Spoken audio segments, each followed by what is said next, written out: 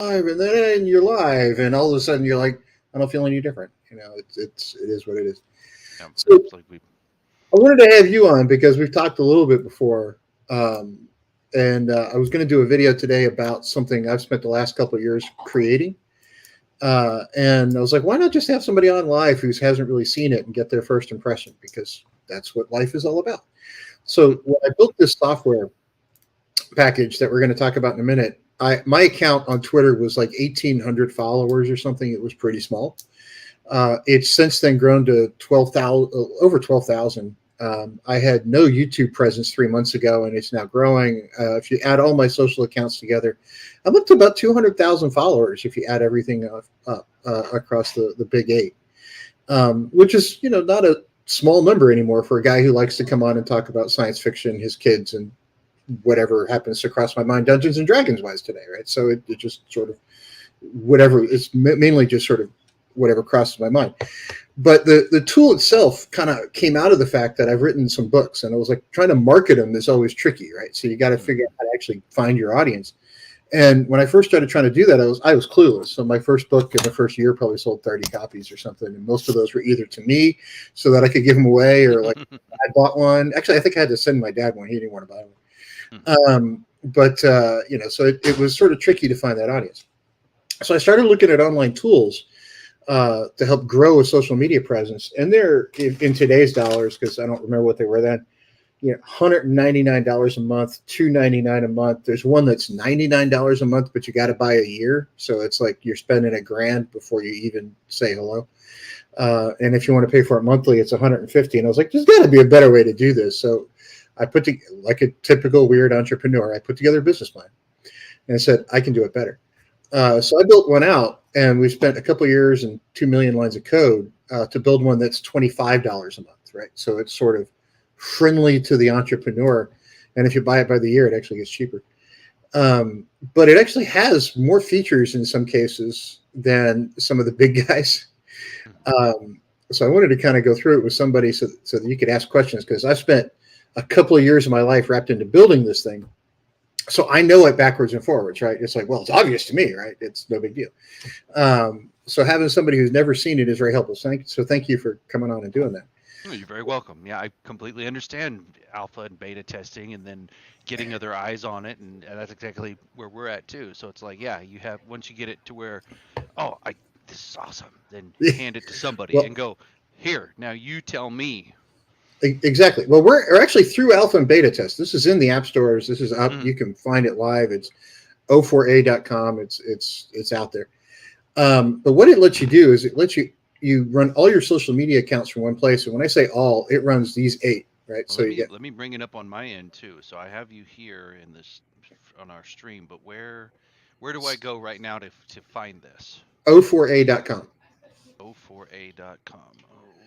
Yep. And by the way, if you do go sign up, it's free for 2 months, and you don't have to give us a credit card for those 2 months. You just sign up, and that's it. Okay. We we're not one of the groups that's like, hey, we're going to take your credit card and forget to remind you when you're actually going to be charged, Oh right? yeah, yeah, exactly. It's like, yeah, free until, and then, oh, here's your annual fee with your service charge and all that other Bam, stuff. right? Yeah, No, it's not like that. yeah, with like a hammer. And when we say monthly, we say monthly, so you can cancel anytime, right? It's not that hard. Hmm. But here's the top eight platforms. These are the ones we actually uh, connect to. We're the first one to add Threads, by the way. So Threads is sort of that Facebook version of Twitter. I refuse to call it X because I'm not going to sit there and go, well, I just X'd. I'm not going to do that. I That means tweeted. something else. I hate something else completely. So we can attach to these eight.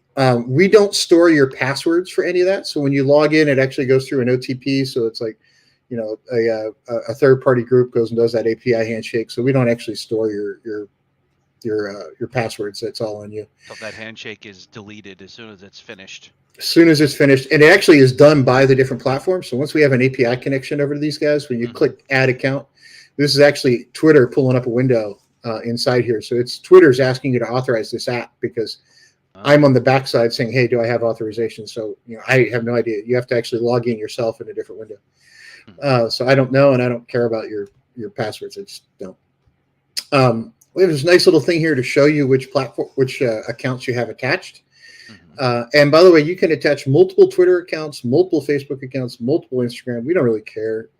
We give you 10 accounts that you can put on here. So if you want to put like your personal Twitter account and if you have an author account or a business account, you can put them all. I don't know. It doesn't really matter to me. And this actually becomes important. Instead of disconnecting your account, you can actually just turn it inactive and say, well, I don't feel like posting to Twitter for a while, so I'm just going to turn it off. And that becomes important later, and I'll explain why in a few minutes. But it's kind of a neat little, I think, way to kind of just say, oh, here's what you're connected to, just in case you forgot. And then this big gold add social button up there if you feel like doing it. So you can add more accounts if you want. We do have this little section that says, hey, what posts do I have? Well, these are posts that I have scheduled off in the future. So these are actually, me posting about my books. So what I do with my accounts now that I have this tool is, I can actually go through and schedule all of my posts like a week in advance or 2 weeks in advance or 3 months in advance. It doesn't care. And if you want to go in and edit them, you can do that right here. So you can say, oh, what is that post? You can look at it. You can clone it and do it again. You can edit it, trash it if you want. Where are these posts stored? Are these in your app or are they in the social media app? So they're actually stored in our app, and they're stored in AWS. And the way we've got it configured, even I, as the chief technology officer, I couldn't go in and look at your section of the database and find them. Just the way we've got it set up, it's like completely private. We don't store your data. We don't sell your data. Doing any sort of back end scraping and snipping and Nope. snooping or none of that kind of stuff that Facebook does. Yeah, we're not doing any of that. Sorry, sneezed. No, that's fine. All of them do it. Twitter does it too. Elon Musk can say he doesn't, but he scrapes it and trains Grok. Come on, let's be honest. So we don't do that. We do have API connections to all the different platforms, and we pull data from those platforms, but we don't pull it from our own users' accounts. So if it's been declared public by Facebook or Twitter or other things, we do actually look at some of that. But we don't just look at it for our people, we look at it for everybody, and that becomes important in a minute. So you can actually look at what post you've had delivered. So let's say you had one that went really well, you can go in and clone it, and it'll pull it up to this window, and you can send it out again, right? So it makes things a whole lot easier. Yes, so when you're cloning, you can clone it between Twitter, Facebook. Yeah. So if you had one go really well on Threads, and you say, hey, look, I want to send that out to Instagram and Twitter, right? You can clone it and then send it out to the other two. It's pretty simple. Does this thing do TikTok? It does. We do TikTok as well. TikTok and YouTube. And when you do an Instagram, you can actually pick Rumble. We don't do that. No, we're working on that one. That's coming up. But we also have some other features we're doing first. But anyway, so social feed, this one's kind of cool. You can go in, and it only works on Instagram at the moment, but we're adding others. You can go in and set some hashtags you want to search. So, let's say for the sake of argument, I want to search hashtags. Right now I've got it set on D&D, but I'm going to add Disney World for some reason. Add that hashtag. What it's doing is it's searching anything that was hashtagged with those things over on Instagram. And in a minute, it will actually go up and update. Or I can click refresh, either way you want to do it. But let's just say there's a post on here that we want to share. There it goes. All right, so here's a whole bunch of stuff on D&D, and there's going to be some stuff in here in a minute intermixed with Disney World. But let's say we look at this one and we go, okay, I want to share that one. You've seen people cut and paste something out and put it to another platform, like they'll cut this on Instagram and say, oh, I want to share that over on Twitter. Well, you can just drag it and drop it, and it pulls everything, including the media file, over, so that you can then go send it out onto the other platform. Oh my goodness! Okay. And if it's too long for Twitter, which this one is, it'll automatically post it as a thread. So it takes their post and then you post it as if it was your post. Yep, basically you can do that, but only on public posts. It will give credit once it finally posts to the original person, but it doesn't just steal it. It actually does give credit. It says, hey, I saw it over here. So it does link back to the original person. Okay. Yeah. So nice. It makes it a lot easier than having to drag and drop and all that other cut and paste. Yeah. I'll as I flip through Twitter, I'll go and repost things like, I like that, or repost this, repost that. Yeah. Let's let you do it across platforms. But this goes cross-platform. That's Yep. awesome. And by the way, everything you see here, unlike our competition that costs more, everything you see is actually on the mobile app, right? So whether it's iOS or Android, everything you see can be done over there as well. And the other guys charge more. I don't understand that part. Because let's face it, social media is a mobile thing. We're not sitting at home. So if you're curious of what you have scheduled to go out, we have a nice calendar view for you, which you can stick into daily, weekly, or monthly mode. It's a really tough thing to figure out. Green are posts that have already gone out. Blue are off in the future, and red is something that failed. So it attempted to post and then for some reason didn't go out. Whether it was typically it happens with Instagram where you don't have the aspect ratio of the image quite right. And Instagram will kick it back, or once in a while YouTube will kick a video back. Like, so let's say I'm posting something to YouTube, which I posted, by the way. It doesn't care how long your video is. I posted a 2-hour video through our system the other day and didn't really care. But if your video has copyright violations in it, it will kick it back and it'll show up here as red. So right, because again they sniff it and then they say, oh, this has this music or this whatever it is. Exactly. Oh yeah. So right. And when you put it, so if you built, let's say, I hope you don't mind, I just jump in here. So if you went and you did something here and then red is failed, what if you posted something and then it got struck? Does it then change it to red in here and say, hey, this was there, but now you're in a problem? And then no, it only does it on the initial post. So if it gets struck, it still shows up as green on here. It doesn't go back and say, oh, after an hour or two, they struck it out. Because like Twitter will do that sometimes where it'll strike a post for some reason and post it out. This only is on the initial. If it actually went through and posted the first time, it shows up as green. If they strike it later for something, it's not the case.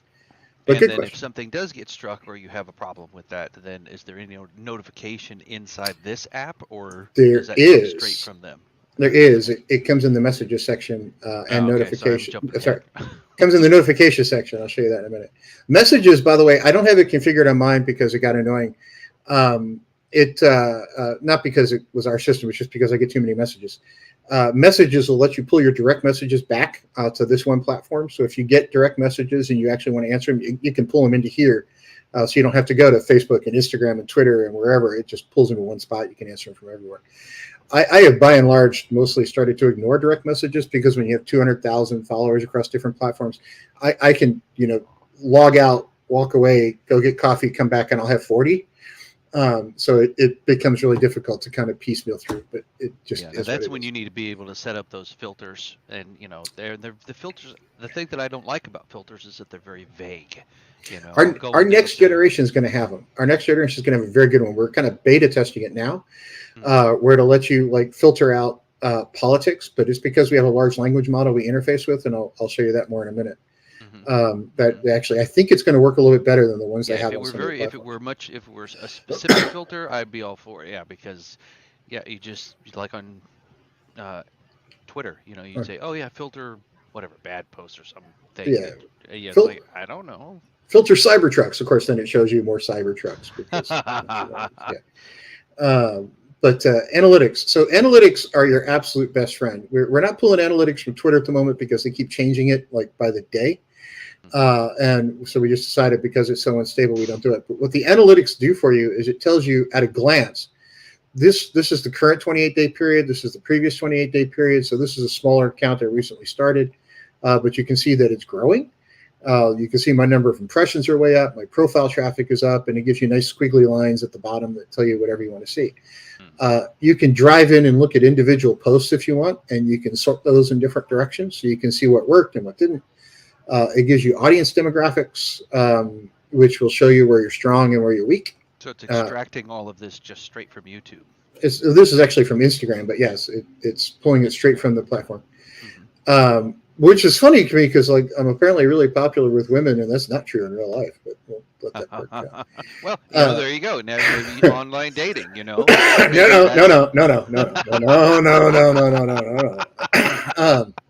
You sure? Absolutely not. I I mean, did that for a while. You can actually look at the results of your ads. I haven't run any, but if you have ads on Instagram, it'll pull the results for that. This section works on every platform, and it is your absolute best friend. What it does is it gives you insights. So you see all these little things on blogs or vlogs, or says, "Oh, the best day for Instagram is Tuesday, and it's after 4 o'clock, and it's whatever." Post 3 times a day, 4 times a day, and those are very generic things. What we do is we analyze your account and similar accounts to say, what is the actual best day for people like you? Because if you talk about RPGs at 2 o'clock on a Tuesday, that might be the best time for Instagram, but it's probably not the best time for a role-playing game, guys, right? It's just not. So it tells, the best time or best day is Sunday. For me, the best time is image. Well, it's YouTube. It could be, it's Twitter, Instagram. That could be image, that could be video. I post both over there. In my case, images tend to do better. And the best frequency is twice a day. For some people, that might be once a day. It might be 7 times a day. Depends on your account. But for me, it's twice daily. Now, if you go over to YouTube, what you find is something completely different. That insights will shift. So over here, my best day is Tuesday. The video is obvious because it's YouTube, and once daily. And it actually gives you numbers, so you can see like the ratio. Like, so your engagement, it's higher on Tuesday because your engagement is up.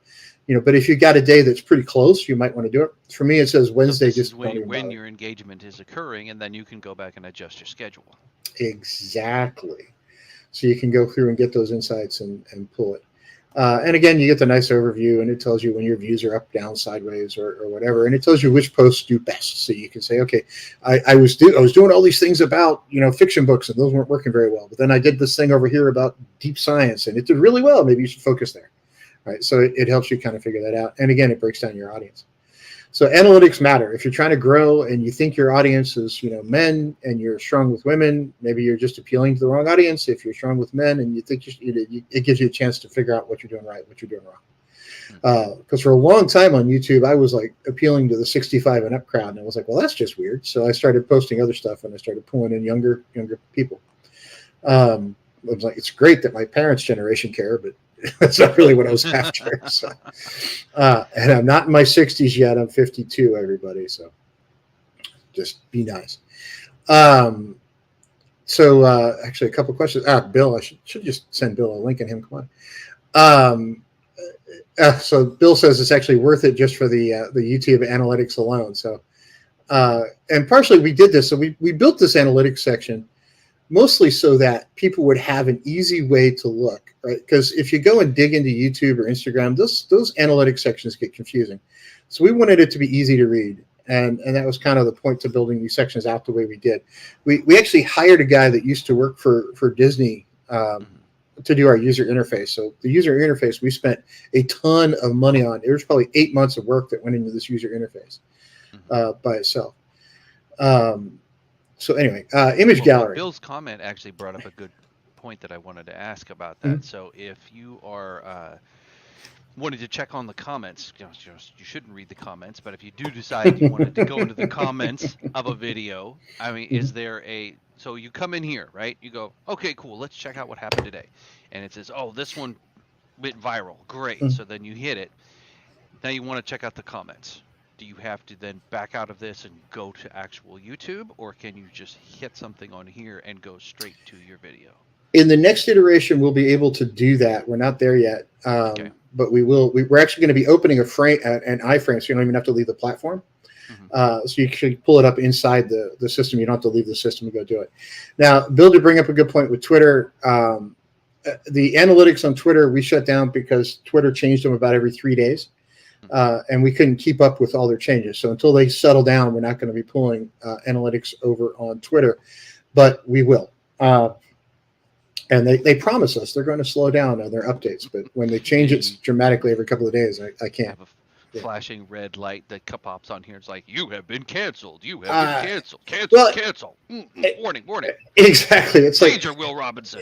Yeah, they basically were like changing all their analytics so often that as soon as we tried to do an update, crap, now we got to go back in 2 days worth of work, and then they change everything again, and we just kind of like, look, okay, fine, we'll deal with that in a couple of months. That's also, you have to go in and break open 20 lines of code in order to be able to handle it. Yeah.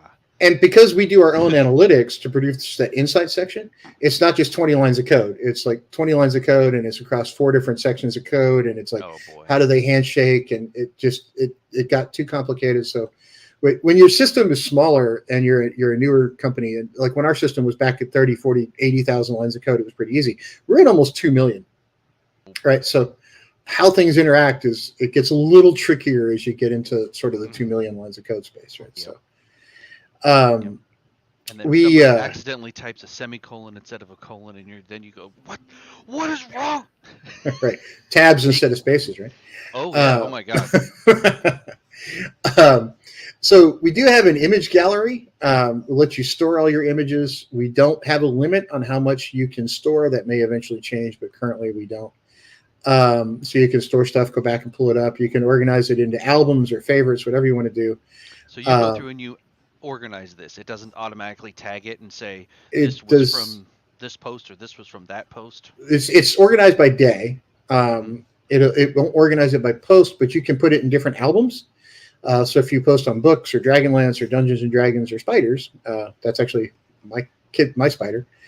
You can organize it that way, but you have to do it yourself. You can tag favorites, which I haven't done, but it's pretty simple. But you come in here and build this out, and then you can drag and drop. And you can drag and drop. That's right. Okay. So the next iteration of this will actually have an AI image generator. It's Amazon's version of it that we're integrating, and in 4 or 5 weeks, we'll have the ability to do something pretty cool. So when you go and create a post, and this is sort of the bread and butter of the system, you can select one, some, or all of your platforms to send it to. Right. So if you want to send it to everything, you can. You just have to make sure the media file is compliant with everybody, which is tricky to do, but you can't. It can be done. You then go through and create your post. So I post a lot of pictures. So media file is compliant with everyone. So pretend that I am total noob. I do not understand what exactly do you mean by compliant with everyone. So Instagram, especially on pictures, will want you to crop it. So if your image is uncropped, Instagram's going to get mad at you. We do force you to crop when you're you can get around it, but we do kind of force a crop on you if you've picked Instagram, which will pop up here in a second. It has to be a specific resolution of it. Aspect ratio. It has to be a specific aspect ratio. If you're doing a video, Twitter's not going to take as long a video as YouTube will, right? So same with TikTok, same with so you have to make sure your media file matches everybody's careabouts. So then you have to know that if you try to shove it through here, it's not going to bark at you and say this won't work. No, it will pop up and tell you it won't work, and it'll tell you why. Oh, it does. Excellent. Yeah, so it's like, this won't work because it's too long for YouTube or too long for Twitter or something. So it'll pop That's up. great, because now you've got your newbies covered, so that they go, I don't know why this isn't working. It tells you. Exactly. That I love. That's a big thing for me with software, is that, if you're going to give me something useful. Don't just barf up, error 657422862 is yellow. And you're going, why is it broken? I don't know. I can't. No, it doesn't even reference a driver file or something. It's like, what is going on? It will absolutely come up and tell you.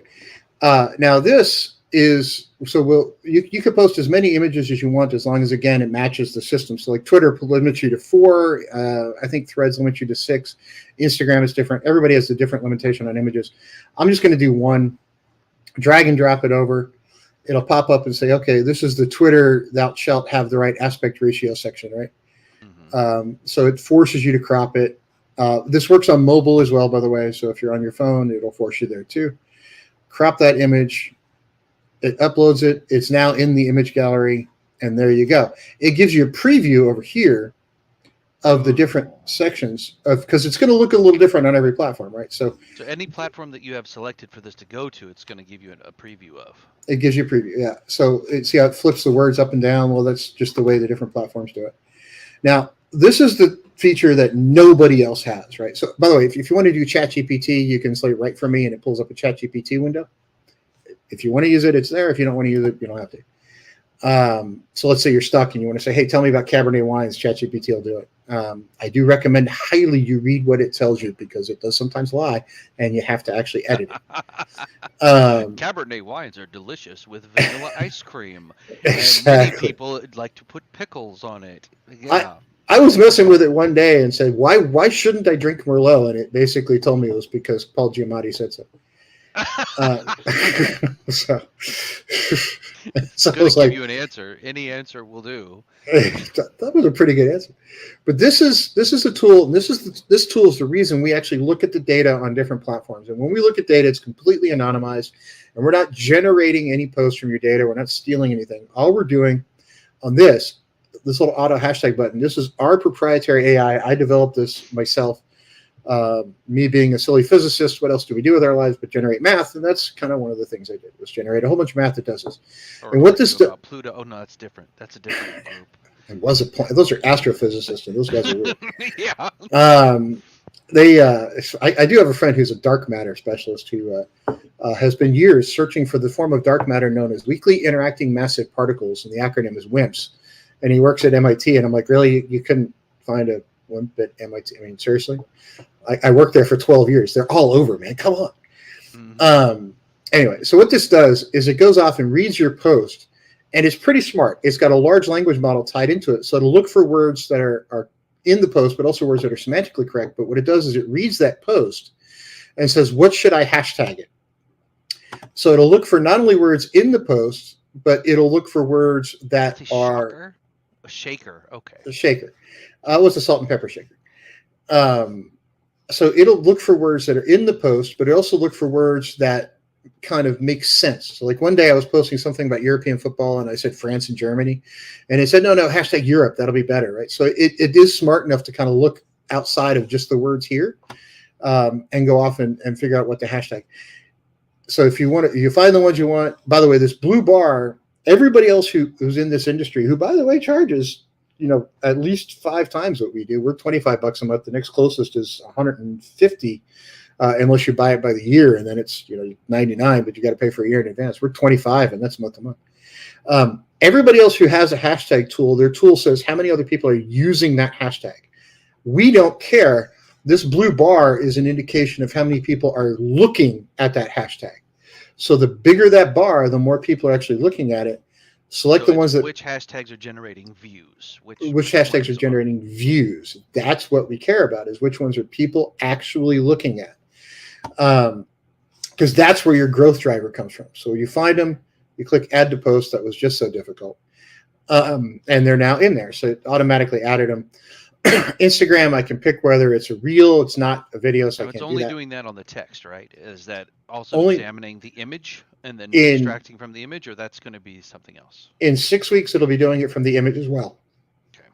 So we're still beta testing it, and right now the checker actually pulled up Yarn in the background. I'm like, technically it's right, but I'm trying to we're working through it. I got a hit of a thought, and I'd like to give it to you. Mm-hmm. So one of the things that would be, I think, particularly valuable in this is if it is examining the image, it finds information and it finds things that will get you in trouble. And then it tells you, let's say that you accidentally have something in your background or whatever, and it goes, wait a minute, if you put that player's handbook in there, WotC is going to come smack you. Well, do not do that, so that way you can, so you build this. And then it is your friendly producer helper that will pop up and say, don't do this. And WotC can keep it. No, I'm just kidding. Yeah. I really did think about it. I was so tempted to do say, here's the player's handbook review and go grab my. But no, seriously, if it popped up and it said, hey, wait a minute, you've got crap in here that's going to get you busted. So we do have an adult content filter. Yeah, the adult content, that's easy, pretty much. Yeah, so that's anything that's simple. But I don't know if there's ways to tell what will get you struck or problems or whatever. I mean, there's obvious ones, hate speech and yada yada. But I mean, so we are working on one on the back end, and we're actually working directly with Amazon Web Services on it to determine one that is violent. We can identify weapons. Right. So at a glance, it's easy to do. You can identify a gun or knife or something that simple. But Yeah, but what if you are a gun person? I mean, that then your post is about guns. Then you're like, right. you can still push it through. Sure. Oh, yeah, it'll still go through. What we're trying to do is find one that's a violent content, which is difficult because then horror movies have a problem, right? So we're trying to figure out where to put that filter. And what's probably going to wind up happening is we're working on a way so that you can set your own filter and it's not set by me. Right. So I will set it for adult content unless it's YouTube, which will actually take that. But I want to be able to have users actually set it. I don't want to be dictatorial. I want you to be able to do it for yourself. So that way. Unfortunately, since we're on the dark side of the conversation, I'm also assuming that if it did, if someone was trying to use this for nefarious purposes, will it automatically notify authorities? Will it flag someone on your end to go, hey, this person needs to be? No, we looked at that, and the basic determination was because no other user can see your stuff besides you. We don't want to try to take on that role because then it was like, okay, it's private. I never posted it publicly, right? Well, it's true. You just were using us for storage, and that's fine. But the moment you post it publicly, then the social media platforms have to deal with that. We didn't want to try to be the police in front of the guys who are supposed to be the police. That makes sense. But once you get it hits the actual YouTube or whatever, then they're done. Then they're done, right? So that's their problem. Now, once you get your post done, you can do a couple of things with it. You can save it as a draft, which is interesting because if you see this little section here called Teams, so let's say I'm working with one of my guys and I've got an ops guy named Doug, and I say, Doug, write me 3 posts about how social media and artificial intelligence working together can be a good thing, right? Well, Doug's an ops guy and I'm the AI guy, right? So Doug may write them and not have it do very well. So he can save it as a draft. And if I'm on his team, it'll notify me that I have a post to go look at. And it'll say, okay, hey, Tim, Doug wrote his post, right? Go look at his post and see if you want it to go out. So you can actually work with team members if you so choose. Now, you mean like a Google Workspace Teams or what? How do you put people in there? Well, I'll show you in a second. But it's a separate section. But you can do it the team thing. You can schedule it you can schedule it as a repeating post. So let's say you're a nonprofit or you're an author like I am, and I don't want to have to remember to post something about my books. I want to say, okay, every other day, at 7 p.m. or whatever time I choose, let's just call it 3:15 in the morning because that's when people are up reading, and give it a date range. It'll schedule it every other day across whatever date range you get it, and you don't have to remember to go do it, right? So it'll do that for you. You can even do it every week or every month if you so choose.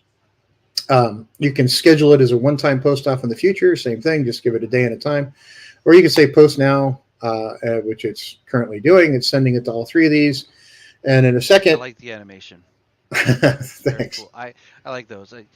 I'm a big Nintendo fan. I love Nintendo and all of the stuff that they do. So whenever I see cool things like that, it reminds me of Nintendo stuff because they do that. They think of the little things. Well, we worked really hard with our beta testers to make sure that we actually had that correctly because a lot of our early iterations were not that neat. So it took a little longer here than posting to the other ones because what the system does is it not only sends it out to those systems, but it waits for the handshake to come back and say, yes, it was successfully posted. So if you actually schedule it in the future, it's much quicker. But I said post it out directly, so it went out, and now all 3 of them have it. And it says, great, what do you want to post next? So let's go look at that Teams section. By the way, if you want to run ads, you can run them through the system. If you want to boost a post, you can do it right here. Now, the team section is kind of neat. So if I create a team, I can call it Tim's Weirdos. I can add a member, or I can select it from my existing members, and I can not only that, but I can... I know exactly. Exactly. But I could tell which platforms they should have access to. So let's say I don't want them to have access to everything, just a couple of them. I can select that. And I can even, on the next section, create the team, go in here and edit. Like I said, great, let's edit the team. Oops, view the team.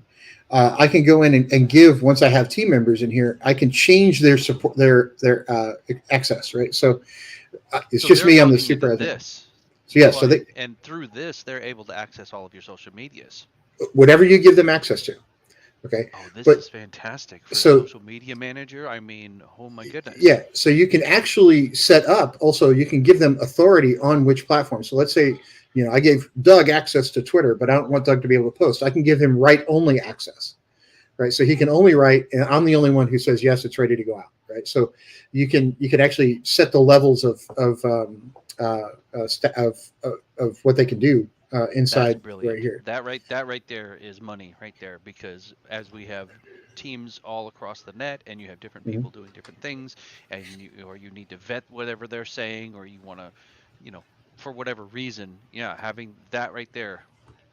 So Love it. that section that's only at our 125. So everything else I showed you is at the $25 a month level, right? That Mhm. one's at 125 because it comes with multiple logins. You can add in more accounts. You can do all that kind of fun stuff. But 125 a month? yeah, the next closest competitor that has a function like that is 400. Mm. I'm sorry, 399. I shouldn't speak bad of my competitors. It was $399. And the only other competitor that has one is $749 a month. So I figure at 125 we're doing pretty good, right? We've kept the price down about as far as we can. We actually have a nice little tour built in too. So if you're a new user, you just click Start Tour and it actually walks you through everything. But I just did that. So, I thought I'd take a little time this morning to kind of show it off and say, look, that's what we do. It's o4a.com. It's in all the app stores. And everything you see is both on the web version and on mobile. So if you're out and about, like I posted one the other day, I was at the grocery store with my daughter and I was like, took a video of her arguing with me about something and posted it. So, um, but hey, who hasn't argued with an 11-year-old about something at the grocery store? Oh my goodness. Yeah, Mostly it was about the cookies. trick we always had. Yeah, I always when the kids were little, we would go into the grocery store, and of course it's sensory overload, so they're freaking out stimulated, and I would just get whatever we were gonna get, open it up, and my wife's like, "What are you doing? We haven't paid for that yet." I was like, "I'm gonna pay for it, so I can eat it when I want to, and so can they." Give the kid the whatever they're munching, and they just sit in the cart, have them And they're have their, they get a little bit, and they're cool. It's like, yeah, and it works. It's yeah, brilliant. and I should give every new parent this advice: Hmm. do the cereal aisle first. Just get it out of the way. Just get it done, and your life will be a lot better. Yep. Yeah, you would Um, even end up with you would have a little scouting mission. Go, hmm. okay, see this toy here? Well, we're gonna, if we get through the end of Walmart, wherever, wherever you're going, and then it's like, we're gonna get you this little $5 thing or whatever. So you get all the way through the store. I don't care what parents say. Bribery works, man. It's That's what it is. It's everything. I mean, it's how you train animals. It's how you, yeah, sure, fine. It works on me. You got some Bribery bacon? freaking works, man. I know. Somebody told me something about maple candied bacon the other day, and I was like, it was a post from Canada. I'm like, okay, I'm buying an airline ticket. Um, Nice. but anyway, so that's the basic system that we spent a couple of years building, and like I said, everything you see Here's a there question. is. Does it have dark mode? We do not have a dark mode. That you're the first person to actually ask me for a dark mode. That's Can you do interesting. a dark mode? We can do a dark mode. It's not that hard. We just That, invert the colors. It's not hard. yes. If you can Uh, do a dark mode, I thoroughly encourage dark mode. There's a lot of us out here. Yeah, dark mode, please. oh, You know. I actually forgot this one. So right here, right on your landing page, Hmm. if you're working with a team and somebody has sent something to you, it'll actually show up right there. Nice. Right? So you can see it at the very front when you log in. Does it So have an annual option, or is it only 25 a month? it does have an annual option. You save, I think it's 10% if you sign up for a year. And that works on both the team section and the regular one. But like I said, most of the competitors will give you like 2 weeks for free. We're giving people 60 days. Hmm. And you don't have to enter a credit card for those 60 days. So when you log in, if you're in the test section, so if you're inside that 60-day window, right up here in this corner, this will be pushed down, and what you'll have is a little bouncing clock that reminds you how many days left you have on your trial period. And it'll do a daily countdown for you, and it just kind of reminds you that, hey, look, you got 59 days, 58 days, 57 days, whatever it is. Hmm. And actually, I should probably just sign up for a trial one while we're sitting here. So now, let's say that if you were going to use this for, so one of the people that really lives on social media, like a reseller, Mhm. is reselling. So they would make their Amazon sale, right? Or they put it up on eBay or an Amazon, wherever it is. It's all ready to go. They Mhm. post that. Then they take that information. They come to your product here, and it just automatic. You can blast it out to all of their socials, or how does that work? You blast it out to all the socials. You send a link. You put a link in there. We actually on YouTube and Instagram, because it makes a difference. We actually let you load the first comment as well. Because if you put a link inside either one of those, it will kind of downgrade you and not give you as much visibility. So we actually let you load it as the first comment. So we'll post the first comment in there as well. But so this is how tough it is to sign up, right? So if you bill out every year instead of $25 a month, it actually comes down a little bit. Same for that. But creating a plan is just so hard.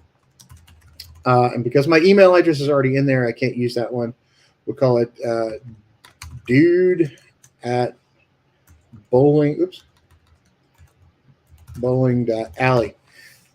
because the dude was always drinking at the bowling alley. I abide. Exactly. So you say start your 60-day free trial. It says bingo bango. Give me a second. Oh, you successfully logged in. That's it. That's how hard it is to create an account. All right. Then you tie in all of whatever you want to put on here. That's it. You're all set and ready to go. Is there any restriction on a business using this versus a individual using this? Nope. None at all. I don't care who you are. If somebody works at Pepsi and Pepsi wants to use it for $25 a month, they're welcome to do it. Oh. I do want to put Pepsi's logo on the front page, but outside of that, it's actually kind of funny. You can actually see, if you're the admin, the only thing I see is people's email addresses, right? So we do keep in contact with our clients. So once you sign up, you will get an automated email, but you might eventually get a follow-up personal one from somebody, including me, because I randomly go in and just email people just different things to say, hey, do you like it? Do you have any suggestions, comments, queries, whatever? And people seem to like that sort of thing. But yeah, we don't really annoy you too much with everything. If you are in the trial period, we'll say, hey, look, you've been in it for 30 days. Can we help you? And we do actually, for anybody who signs up, we reach out, and one of our ops teams will reach out and say, hey, look, do you want our help setting it up? Right. So do you want our help attaching all your accounts and getting all your stuff set up and do a sort of one-on-one walkthrough? And the people you talk to are all here in the United States. They're not overseas. So you're not dealing with somebody whose accent you have to go figure out. It's actually, somebody whose accent is a little more Southern than mine typically, because we tend to be in the Southwest, but you never know. You could ask for me and I might actually be available. So it does happen, but that's our system. And for $25 a month versus the competitors at sort of, $99 and up, it's I think a decent system. There is one competitor that claims to be free for life, or I'm sorry, $125 for life. But as soon as you pay them that $125, you realize that everything inside is a microtransaction. So if you want Twitch, it's another $5. If you want, this, it's $5. So this is $5.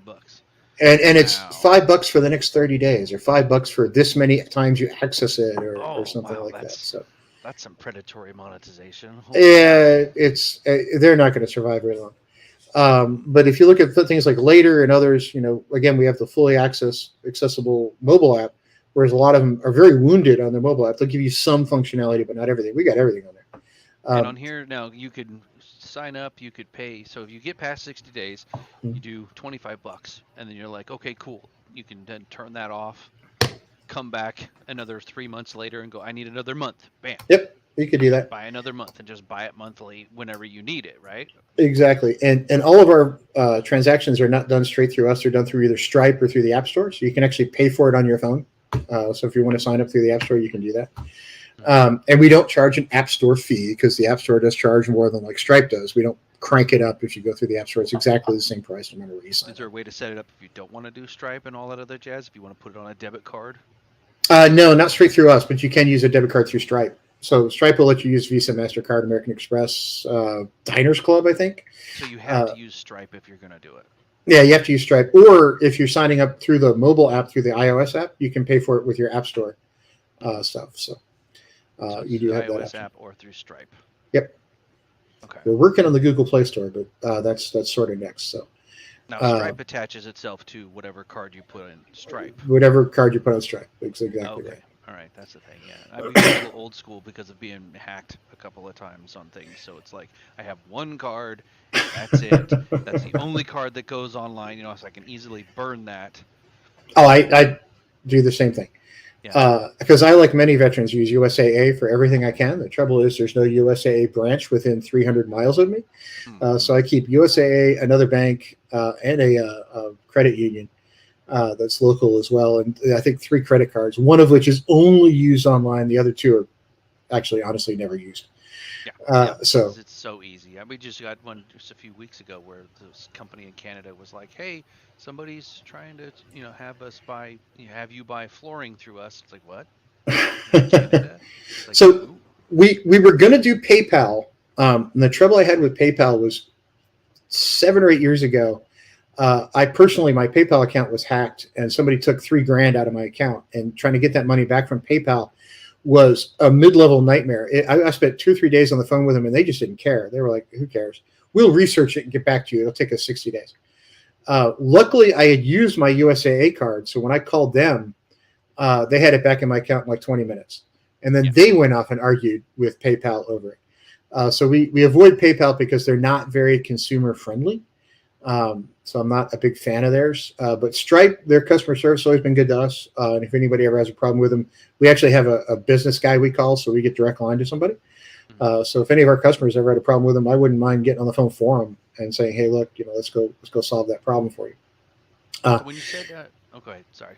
But for the price point, I don't think creators are going to find anybody else out there that's the growth guy, because the thing that hashtag tool does, and I can pull this up while we're talking here. The hashtag tool helps you find that audience, and what that results in, and I don't think we really talked about this, but I did have a question about that, because you said that if you post a link, then it will downgrade you somehow. So that's on their platform, right? So if you're putting a link on your tweet, it's downgrading your tweet. Yeah, so the Twitter platform, so the algorithm at every single platform that's out there, whether it's Twitter, Instagram, Facebook, or whoever, they all have one thing and one thing only in mind. Their only desire in life is to keep you on that platform, right? So they don't want you linking off of it, of course. They don't want you linking off of it. So what people will typically do, so here's the Dungeon Delver, wow, that's an interesting one. If you put it as the first... Is that what we've got going on there? I think so. Yeah. I have installed my floorboards incorrectly. Be able to tell how fast we were going just from the feel of the floorboards. Exactly. 2 right now. Yeah. My business partner has a Aston Martin. He let me drive once. The trouble is, I got it up to 90 before I realized we were doing more than 20. Yeah. So if you put the link as the first comment, sorry, it'll help you out enormously getting attention to that post. So what the hashtag tool does for you, and most of my posts, unless I'm responding somebody or just goofing off, most of my posts have a tendency to go through our platform. So what that lets you do is grow. So I'm at 12,404 followers, which a year ago or 18 months ago was at like 1,800. So I've grown dramatically. But if you look at the analytics, I'm pulling in the last 7 days 338,000 impressions at a 5.3% engagement rate, and the Twitter overall average system-wide is like 0.05, right? So I'm significantly above that. Now, I'm very specific, so my audience tends to be highly interactive, so RPGs and sci-fi books and other stuff people tend to use. But we've got a number of retired NFL players who are clients of ours. And when one of them started, his Twitter engagement rate was 0.5%, and he's now up at 7%. All right, so he went from 0.5% to 7% just by using that hashtag tool. And what that enabled him to do was he went from 60,000 followers to almost 105,000 in like 45 days because people were finding him. But it allowed... picks it up and then puts it on your plate. It says, here's the hashtag, and we know you like this hashtag, so here's some more chicken for you. And what that wound up doing was he can now increase his rates when he's charging people to tweet stuff for him. So I was like... He was like, "Hey, thanks for that. That was really cool." I was like, "You could give me like tickets to a game, man." I mean, come on. Yeah, see, that's the influencer dream, right? It's like, I am influencer, and you want me to retweet your tweets. Send me $1,000. Well, he retweet. One of his people that pays him is actually Crown Royal, and I was like, "Dude, you could have at least sent me some Crown Royal." I said, "Thank you," but you get the stuff for free. I mean, come on. And they make the best dice bags. They do. I know. I mean, I've got a. I will say this. I don't get paid by these guys, but I will plug Dice Envy all day, every day. Oh, nice. They send the best, if for like $4 or something, they send the best dice bags. Oh, that's pretty. But yeah, and I'm a huge fan of Dice Envy, so I don't get all my stuff there, but I have spent more than I care to admit with them. But anyway, so that's our system, and I think dollar for dollar, if you're a smaller account trying to grow, you get at least 2 months to play with it for free, and you're not going to lose anything by trying. So that is us. Did you have any other questions about it, or am my ramblings kind of making sense? No, they're definitely making sense. I think that it looks like just a brilliant piece of software, and I was trying to think of ways that it's beneficial. But yeah, absolutely. I mean, having everything in one place, having everything centralized, like I was looking at Linktree and that kind of stuff. I need everything centralized. My question about the linking was exactly that. So if let's say that I'm producing or helping to produce a show, and then I want to meter out all of my reminders, like, hey, this show's going to be on, this show's going to be on, this show's going to be on, and you're including a link to it each time. If it's downgrading you each time, putting it in the comments, like link in the comment, or not it would say link in the comment. Is that what you would do? Yeah. So when you're in the system, and I can pull it back up here, as soon as I find the right window, because I have it open and I have way too many things open at once on my computer, because I am a tech guy, and that's what we do. Anybody who doubts me, find your favorite tech person and say, how many windows do you have open on your computer right now? And they would be like, ooh, God. Let me see. 1, 2, 3. Now, how many tabs per browser? Now, how many tabs per browser? There you go. See? I've got a lot of YouTubes that I want to download. I've got a lot of stuff that I'm like, oh, I like that. I'll do that in a little while. So go back to it. To stay inside the platform, to increase your ability to stay inside a platform, especially with Instagram, we put this first comment thing here. So like if you go in and say, here's your description, here's your post, first comment, then you put your hyperlink there. It'll load it as the first comment over on Instagram, and it'll save you the horror of being downgraded. Description, you're saying, okay, there's a link in the first comment, so right, know to go to that first comment in order to link to whatever it is that you're talking about. Exactly, and this is in beta. It'll probably be launched next week, but you can actually tag users. So let's say I'm posting this over on Instagram and Twitter. I want to tag some people in it. I want to tag some people. You just tag them. Well, I put threads, but how many does it let you tag? As many as you want. I did it to 20 one day just to see if I could. But because people have different usernames on different systems, it'll pull up, from the different systems. So you'll find them separated here, so you can say, okay, gosh, what is Bill's? Over here is one thing, and over here is something else, right? So I've got to go tag him. Save any of that into like an address book? We do have a template section. So if you go over here in the templates, you can create one that has all those tags inside here. Ah, okay. Excellent. So also, if you want to use a template for anything else, like you post something that's 80% the same every time, just create one and save it. Right. So I have a template saved, and I just add it to my post, and this is Tim's template. It could be as long as you want. I just use that generically one day. So that is out there. And if you want to go off and search for hashtags without having written a post, you can do that here as well. It uses that same tool, but that auto hashtag tool is your friend. And there is one thing, if you want to use this, the one thing we do with ChatGPT, it's a little bit different than other people. Tell me about Pinot Noir. You can ask it to write in a different kind of voice. I'm not suggesting anybody drink this time of day, but hey, you do you, man. If you want to have a drink this time of day, it's okay. Is it just coffee? We don't know. We don't know. It could be vodka in that coffee. Maybe I'm a little bit Irish. A terrible accent. That's right. So you can tell it what kind of voice you want it to write in, whether you want it to be humorous and funny, persuasive, whatever. Tell it to write now, and it gives you a neat little robot while it's trying to figure it out. And you can actually give it character limits. So to say, tell me in 200 characters or less. I didn't do that, so it's going to get long-winded because it's ChatGPT, and I gave it the chance to become long-winded. Oh, yes. And then it's going to barf up like, oh. Yeah. So I highly recommend you go through and edit this, right? Because ChatGPT is never It's gonna never perfect. say some weird stuff. Oh, and I see now. Look, see that I really like that. It's already telling you your over word count on Oh, certain absolutely, platforms. yeah. And with X, it'll post it as a thread, but with Threads, it won't go out, so it'll get mad at you. That's one of the things I like to try to do. Is I'll put on my noob hat and I'll just look at things like, if I don't know anything, what is this? What does that mean? What does that do? Why That's is it why. doing that? Hey, it's past midnight in Australia. You go ahead and have a drink, man. Tequila. What's the favorite? I don't know what the favorite drink is in Australia other than beer, but I am an anti tequila person because I had an experience once. It does display a character count for Twitter posts, but like I said, if it goes beyond that character count, it'll post it as a thread.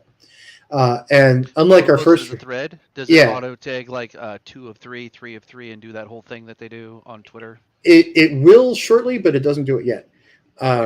But the thread is kind of an interesting one because this will tell you, if there's anybody tech people listening, this is why you alpha and beta test, right? So when we first had this brilliant idea for thread, we're like, hey, if it goes over to the character count, just divide it.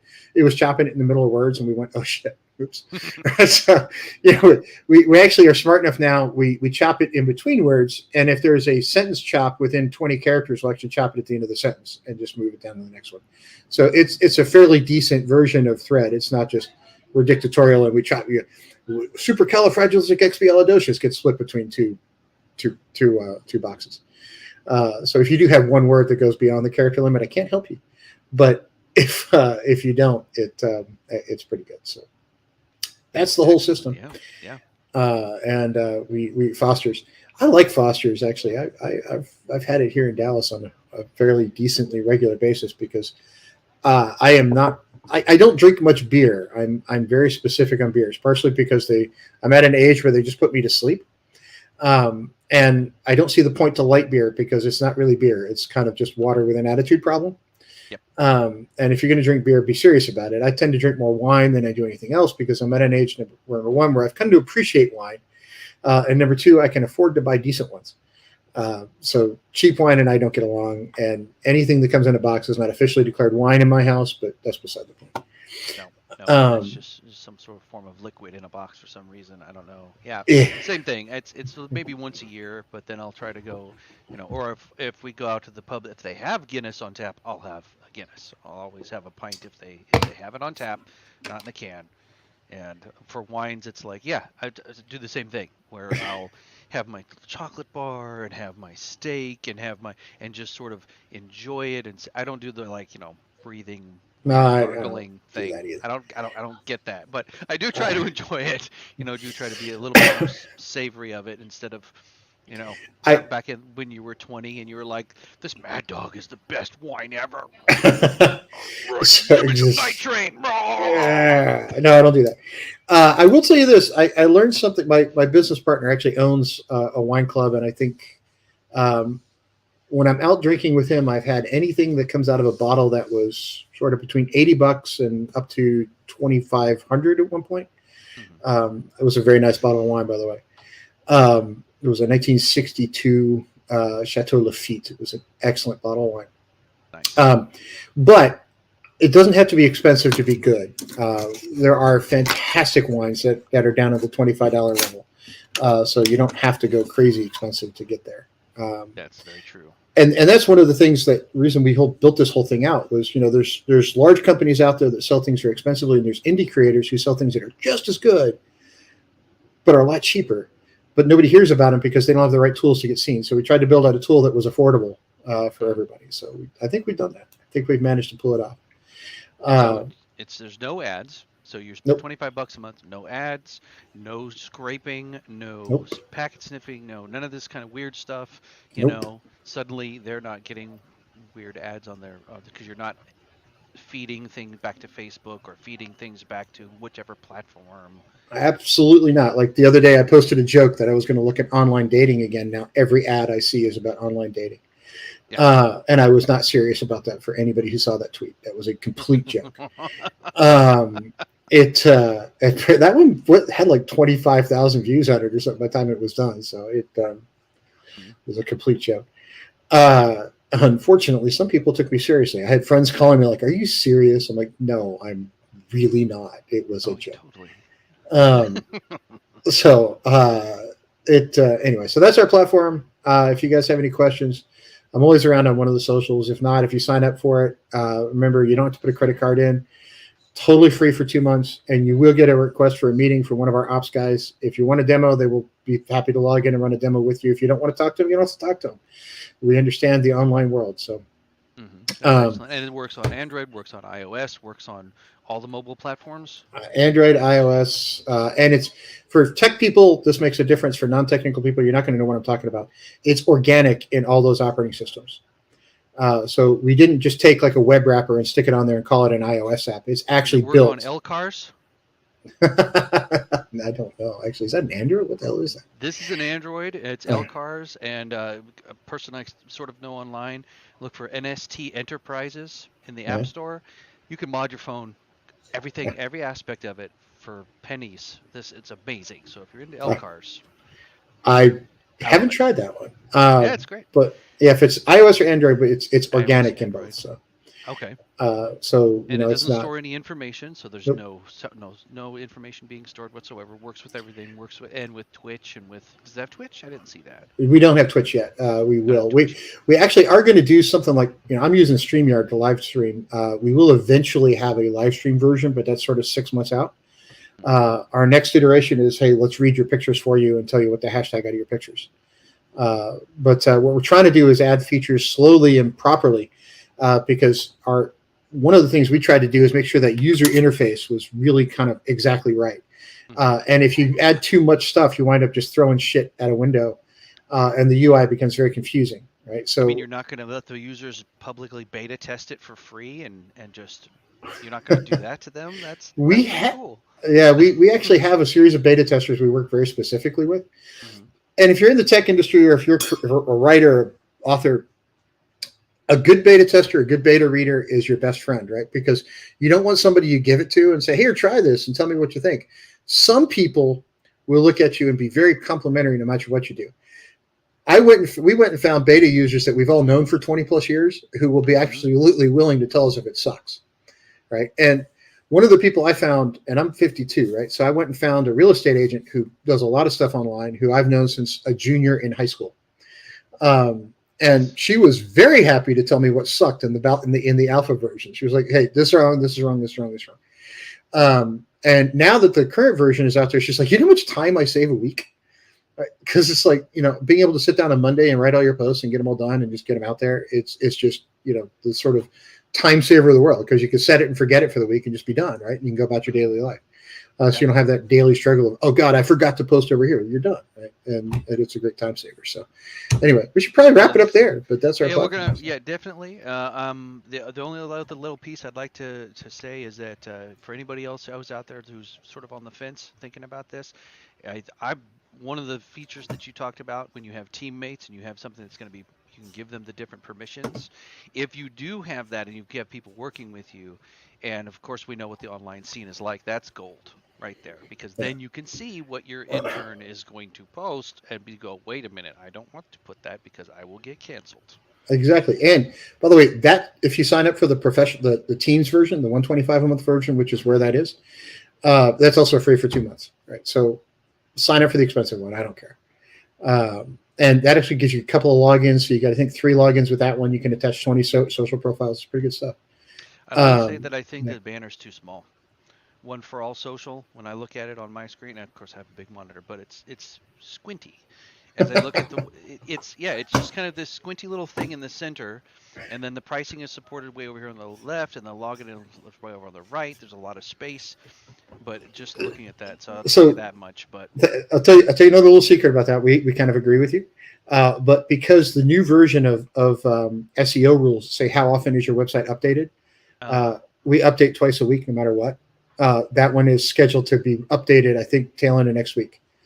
But because SEO is SEO, Google and everybody else has started to take into account how recently your website has changed. So we change it as frequently as we can. Oh, they're looking at website updates as a way of refreshing your. It's almost 10% of the score. Really? I mean, come on. So that's the other fun part about owning this company, right? Is I analyze the out. So to get that hashtag tool to work, and this is kind of the back end stuff. And I don't talk about it too much. It's not because it's proprietary, because nobody will figure out the math I'm using unless you're a weirdo like me. But the way to figure out how to get those hashtag tools to work, we have to understand how every algorithm works on every platform, right? So whether it's Twitter or Instagram or Facebook, everybody's got an algorithm on the other side. We have to know those algorithms cold. So I've got an AI tool that actually analyzes their AI and tells me how it's working. So if you look at my company YouTube feed, or Twitter feed or Instagram feed, I will occasionally do videos telling you about, hey, here's what the algorithm on different platforms are actually looking for. So it's really just me talking about what those algorithms are doing. And Google is one of the ones we look at. And it's sort of 10% of the score now is how often was it updated. And what that's doing is trying to get the mom and pop shop that hasn't updated for 15 years to either update their website or push it to the bottom, because nobody wants to see that 15-year-old UI, right? Because they've come a long way in the last 15 years. And I'm not trying to pick on the mom and pop shop. I'm just, because I understand. Unless you feel nostalgic and you're just like, I want to fire up my Netscape Navigator. I want to go check it out. Give me some chunky. Yeah, I mean, not everybody's going to have the success of Drudge Report, right? Where it looks like it was written in 1987 and people still go to it. Not everybody's going to pull that off. The page I built for my World of Warcraft guild back in the day when Warcraft first came out, right? Yeah. Oh yeah, well we were on the role-playing server on Silverhand, but that's a whole nother thread. We'll talk about that later. My first computer was the Trash 80 Model 2, so I go back pretty far. I used to build screensavers for a Coco 2 and a color computer Tandy that was back in the day when I really started, and then from there it was, but the first one I really bought was a 386 SX250. Oh my gosh, 250 megabytes, 4 megs of RAM. Hey, my first PC was an 8086, and we were the big kids with 5 1/4 inch drives, man. Oh wow! So we that was the upgrade from the Commodore 64 that had the tape drive. It was pretty cool. So I remember using that on the TV. Now, all right. Hold on. I have a question. Any worry about using an AI to attempt to crack the algorithms in different platforms? Nope, absolutely is not. We're not looking at anything other than what the results are from different accounts. So we can take that and kind of back engineer what they're doing. And if Elon Musk or any of the others have a problem and want to sue me, I would absolutely love the publicity. So, bring it on if there actually is a problem with that. But most of them actually, and even Elon, who's the most litigious guy out there, he actually made his algorithm publicly available. So you can go and download the Twitter algorithm and crack it for yourself. So it's out there. That's interesting. Yeah, he's not hiding what it is to be seen, right? He's just not.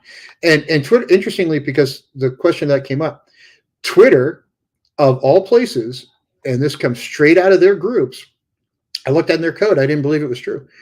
What they're doing is they actually are now downgrading negative sentiment. So they have a sentiment analyzer, which is actually openly available through Python. I think IBM developed it. So you can feed it a bunch of text and say, is this a positive sentiment or a negative sentiment or neutral? I didn't believe it worked really well until I took the Fortune 40 stock portfolio, quarterly stock reports, and pulled CEO memos out and said, is it positive or negative? And they almost always came up exactly neutral, which is really tricky to do. But if you're a CEO of a big company, you always want to be neutral because you don't want to be the guy that forces it to go up or down. Say everything you're going to say without saying it. And yeah, it almost came up exactly neutral. So that thing actually works. So they're using the one that IBM developed. And what they're doing is actually downgrading negative sentiment now. So what you see is people like John Cusack, who's notoriously just negative about everything, who's got millions of followers, who sometimes I will have more impressions than he will with my 12,000 because he is always negative. So when you see people complaining about being shadow banned or not being seen, it's because their comments and all the comments below them are notoriously negative. That's causing them to be downgraded by the platform, because what Elon figured out early on was that negativity drives people to shut Twitter off and leave and go somewhere else. That's not what he wants, because that's not what any platform wants, because they want people to stay on their platform so that they have more chances to feed you ad revenue. So Elon is starting to increase user time on system by downgrading negative comments, which I thought was pretty cool, and I wish he would do it more. It's a but brilliant. It's brilliant. That's exactly what you want to do. Is you want to keep that dopamine coming. You don't want to right. have, you're not going to be wanting to go dopamine, dopamine. Oh, this is good. Oh, wait a minute. What the hell is that? Oh, That's why puppies and kittens are getting more impressions than anything negative these days, of right? course, So cats are amazing. Cats are the internet. The internet runs on cat memes, and that's just how it works. That's how it fuels the tubes. But personally, I won't go into it too much. I know we got to get going, but I would just make it an option. I'm always about options. For me, with software, with everything, I want the control. I do not like the idea of something in the background deciding for me. So if I want to go into my Twitter thing and say, yes, I want to see negative, I want to see horrible, I want, let me be in control of that. That's just me. I won't uh, go too much into it. exactly. I And don't so want to like see negative, but it's like, I was messing around this morning and I posted a bunch of stuff and I was like, okay, which one's growing fastest? And the one that's growing fastest for me today is this one. It's it's because we're all freaking hungry. Oh my it's God. Alfredo in a Uh-huh. chicken taco shell. So it's Yep. a chicken Alfredo taco. Dude. Yeah. I mean, I was wondering about the taco, whether it was one of those cheese ones, because they'll make taco shells out of cheese for keto, Mhm. which is amazing if you get it done right. But yeah, I No, I, I liked that. I was like, that's the chicken part of it, but it's the one this morning that's doing the best out of anything. So yeah, uh, it's got all it it hits all hits the right all of notes, the right? right buttons. Yeah, And just that's if I could actually tell any creator anything, by the way, and I've told all of them who will listen to this, and we're an hour into the video, so nobody's listening. But anyway, the one of the things that creators always forget, if the only thing you use your social media for is to say buy my book, buy my map, buy my, people are going to turn you off. people are going to turn you off. You've got to be interactive, and you got to talk about other stuff too. So I've sold 26,000 copies of my books now, and I've got 4 million plus pages read on Kindle Unlimited. I'm an indie author. I have zero I don't spend money marketing. I use my tool to market. Okay, that's all I use it for. Well, among other things. But I started selling more books when I started reviewing other people's books, because then people just kind of came to me as the book guy, right? So when I talk about other people now, I'm sort of the notorious book guy, and people look at me, oh, he writes them too. Let's go check out his, right? Because his opinion is not weird. And it is what it is. So if I could tell any indie creator anything, do not just focus on your stuff. Focus on things the community of people who might like your stuff actually focus on. And then also on occasion talk about your stuff, but don't solely talk about your stuff. Exactly. Anyway, so Absolutely. we'll just leave it at that. But thanks for coming on, man. Thanks for taking the time. Thanks for having me. And I'm going to definitely want to push this out. I'd push it out to every type of media producer. I mean, as a producer, when I look at this, I go, oh my gosh, yes, you can write it. It'll do it. It'll come on. It'll go, this show's coming on in a week. This show's coming on in a day. This show's coming on in an hour. It's like, and I'm free to go do something else. Holy cow. And it sends it across every platform. And 25 bucks a month. That's crazy. Like you were saying about your different, I mean, well, we built it out with a modern code base. Everybody else has a 10-year-old code base or more. So our back end costs are shockingly lower because we built it out with sort of modern stuff. So, we built it from ground up. We're not just tying in other people's code. We're not reusing stuff. Mm-hmm. The only thing we have done is tie in API calls when we have to, because that's just sort of the way of the world. But everything else we built is ground up. Otherwise, we wouldn't be at pushing 2 million lines of code now. We've been reusing other people's shit. So when you do built it correctly. Notifications, or does it do? You could, on the mobile app, you can enable or disable push notifications. Okay. So like I have mine enabled for everything. So every time it sends a post out, I get a push notification. So when it posts, it tells you. Yeah. That's what I was wondering about, because we wouldn't want to have Instagram, Facebook, Twitter, all of it's just all in your face notifications. No, it sends it out and says, oh, look, I posted. Your post went out. It was successful. That's kind of all it does. It's just like the little Roku pop that says, I vacuumed the floor. Ding. Ding. Exactly. So that's it. That's the system. Right. Well, this is great. Thank you for sharing this with me. I think that it's brilliant. Thank you. Appreciate that. So we're going to end the stream there. Everybody have a great day. Right, Bye. have a great day.